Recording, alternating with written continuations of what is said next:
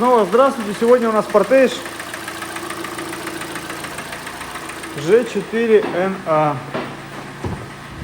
Как вы все прекрасно слышите, задрало его. Пробег 134 тысячи, второй владелец автомобиля.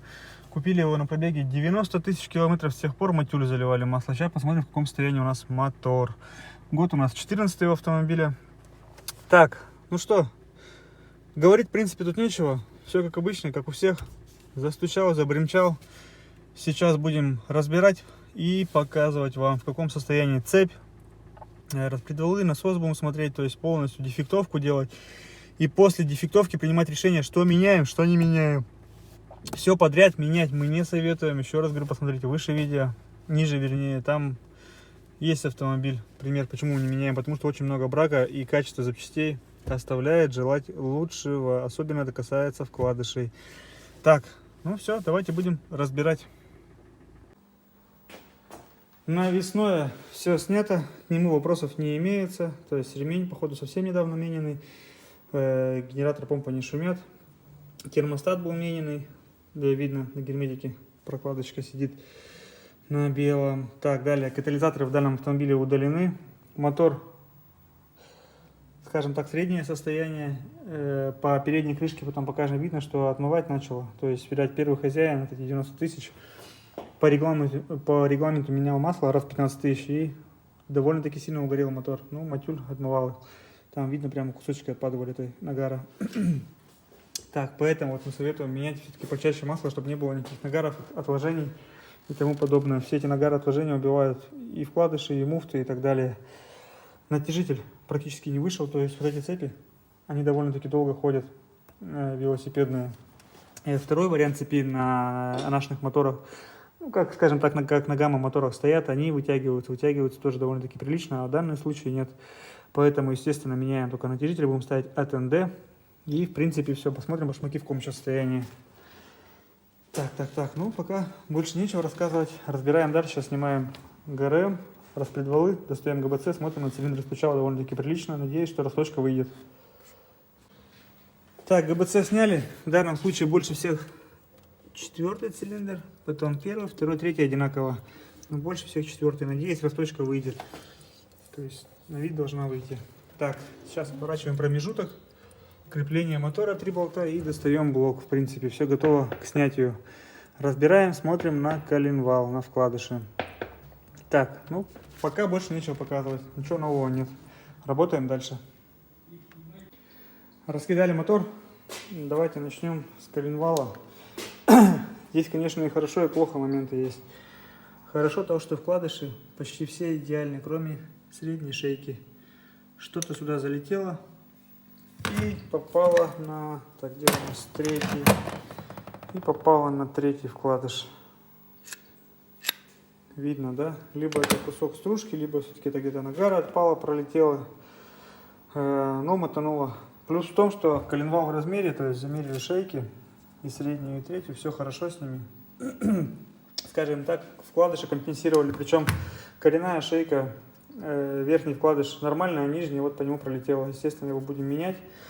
Шатуны и так меняем, ставим с керамикой, а коренную придется одну часть поменять, потому что, ну, это не дело, залетело сюда что-то. В общем, здесь у нас все понятно, меняем одну шейку коренных и все шатунные на керамику ставим. Далее по блоку, вот у нас четвертый цилиндр, третий, второй, первый. Со стороны впуска, ну, со стороны впуска, как правило, все нормально. Страдает больше всего, естественно, нагруженная сторона поршня цилиндра. Так, далее по поршням идем. Кольца легли. Видно, да, прекрасно. Второй цилиндр. Ну, вот так вот эти прорези, то есть бросают масло хорошо. То же самое здесь.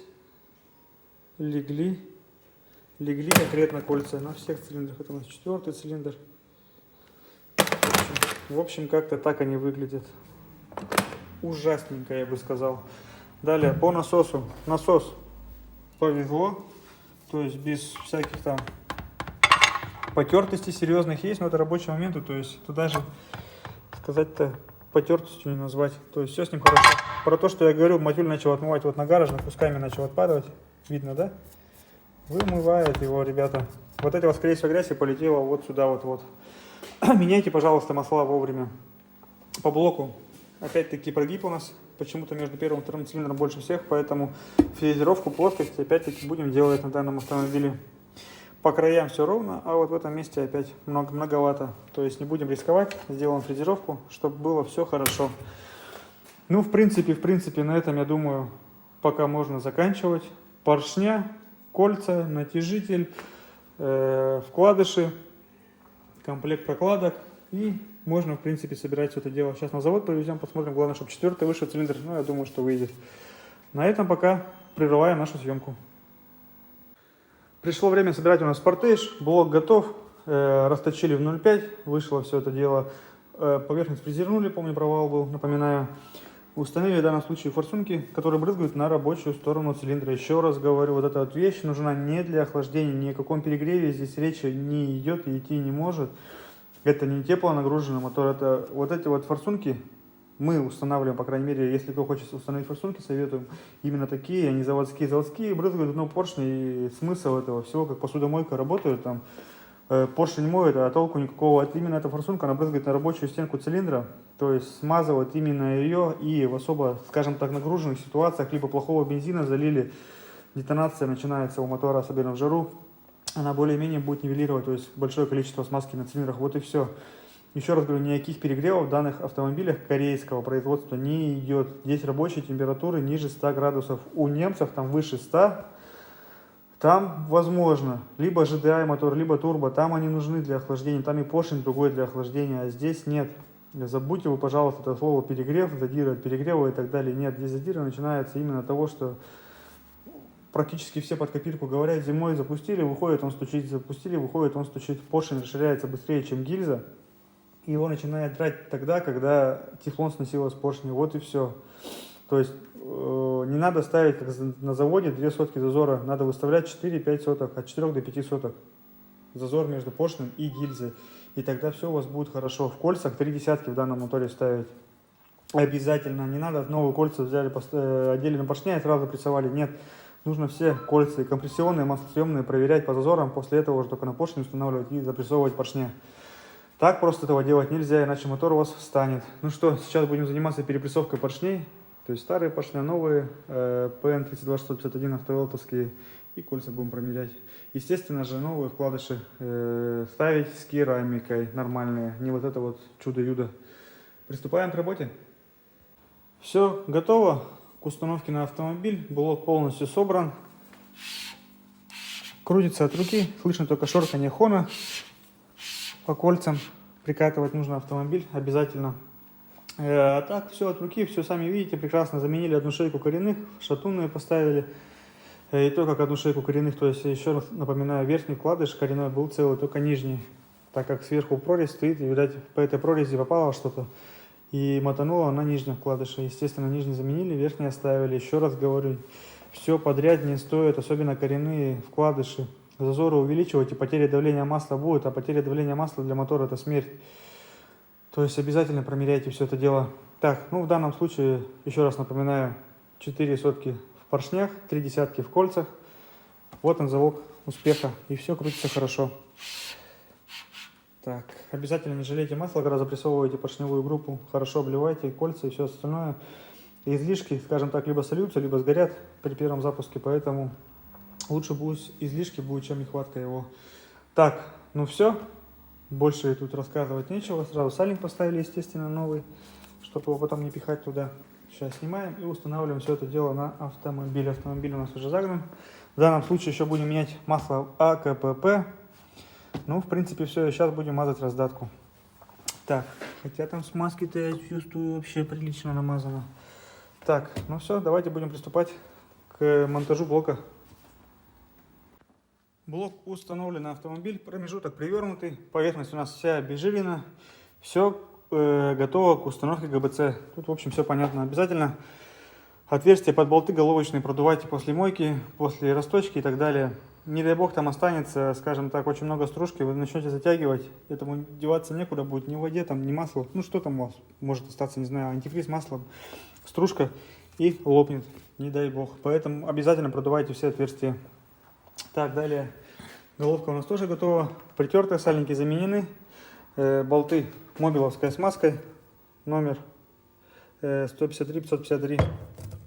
Ее используем всегда, то есть бугельные болты ей мажем, протягиваем, и головочные болты. Обезжириваем обычным растворителем, герметик Victorins. Ну, очиститель так уже мелкие детали промываем, то есть клапана промываются, очистителем продуваются обязательно, то есть это вещь хорошая, испаряется моментально. И прокладку сейчас набрызгаем клеем, Абра видели уже.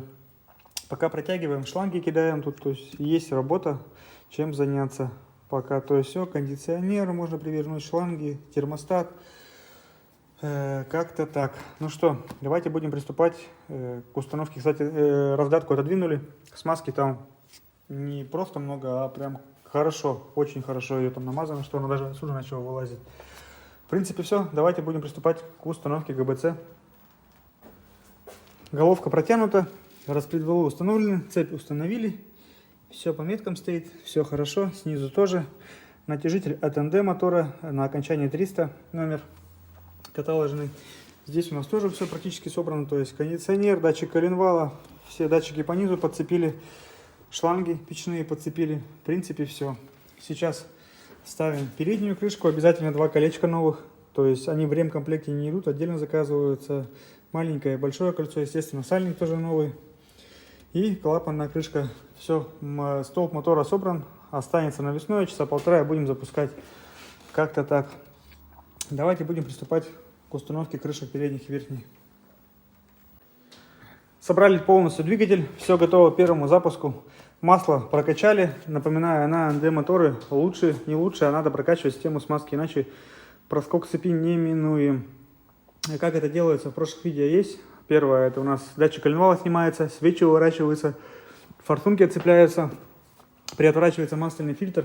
Оборота 2 делаются, 2 подхода по секунды 3 оборота мотора делаются, то есть побежит масло с масляного фильтра, затягиваем фильтр, еще подхода 3, гаснет лампочка давления масла, после этого собираем все и будем запускать, ну и запускаем. Иначе, говорю, возможен проскок цепи. И еще раз скажу, обязательно, если вы что-то делаете с мотором, на гидронатяжитель цепи выкидывайте эту вещь одноразово, сразу же ставьте новую. Не важно, вытянута цепь, не вытянута, это вещь одноразовая. Выкидывайте, ставьте новую. Так, далее. Да, в принципе, ничего нового. Здесь ремонт в районе 100-105 тысяч вышел, точно уже не помню. Сейчас будем делать заказ наряд. Так, еще что еще хотелось сказать. Обкатка мотора 3000 км, не более 3000 оборотов. От 200 до 500 км пройдет, нужно будет сделать первую замену масла с масляным фильтром обязательно. Ну и в принципе все, больше никаких ограничений нет. Так, наши рекомендации. Замена масла раз 7000. Масла не гуще 5,30 по допускам опять B5. Мы советуем Hyundai Xtir Ultra Protection, то есть с этим маслом уже очень давно работаем, к нему нареканий никаких абсолютно не было. То есть сколько его заливали, не замерзает зимой, не угорает. То есть все с ним хорошо, а налет никакой не дает. Поэтому мы советуем его. Можете заливать все, что вам угодно, то есть любые марки, какие вам душе угодно, только по допускам. Mobil, Shell, там, Liqui-Moly, кто что вообще хочет. Бога ради, главное, допуски соблюдайте и интервал. Далее, воздушный фильтр тоже нужно менять обязательно, каждая замена масла. Пыль, которая летит в мотор, она убивает цилиндры, убивает напрочь, поэтому его менять надо. Стоит он не так уж и дорого, поэтому... Пожалуйста, масло, масляный фильтр и воздушный фильтр. Вот самое главное. И, естественно, бензин заливайте на брендовых заправках. Не надо, где подешевле заливать, потому что это может плохо кончиться. Еще раз говорю, задрать может вообще любой мотор. И 2.4 порой задирает, и Тусан у нас ниже есть 17 года с заводскими форсунками задрало и с большими зазорами.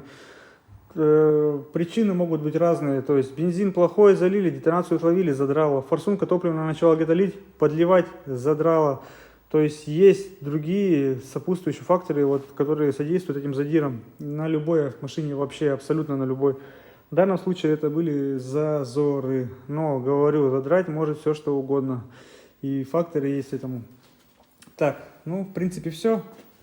Давайте будем это дело все запускать, слушать, как работает и так далее. Так, далее по компенсаторам еще забыл сказать. Не вздумайте прокачивать в прессе или в тесах. Лучше пусть она потроит, долго позапускаете, но сами прокачаются. И тогда стучать не будут. Если вы в тесах их зажмете, можете сразу смело выкидывать, потому что они забрякают у вас. Так, ну все. Так, оп. Оп, оп. Первый запуск автомобиля. Давление есть, аккумулятор есть. Заработало. Все хорошо. Не троит, не пердит. Чеки не горят. Запустился сразу же автомобиль. Давайте послушаем снаружи и будем заканчивать. Сейчас прогреем его до рабочей температуры. Как только прогреется до рабочей температуры, там 1002,5 поддержим, минут 5 поднимем, посмотрим, чтобы везде было все сухо. Ставить защитой можно и отдавать автомобиль. Пробег зафиксировали, год у нас 14. Цену я сказал. В принципе, всю информацию тоже нужную сказал. Работает ровненько. В принципе, все на этом. Я думаю, можно заканчивать видео. Прогреваем и автомобиль выдаем. До новых встреч, до свидания. Обслуживайте свои автомобили вовремя, тогда будет все хорошо.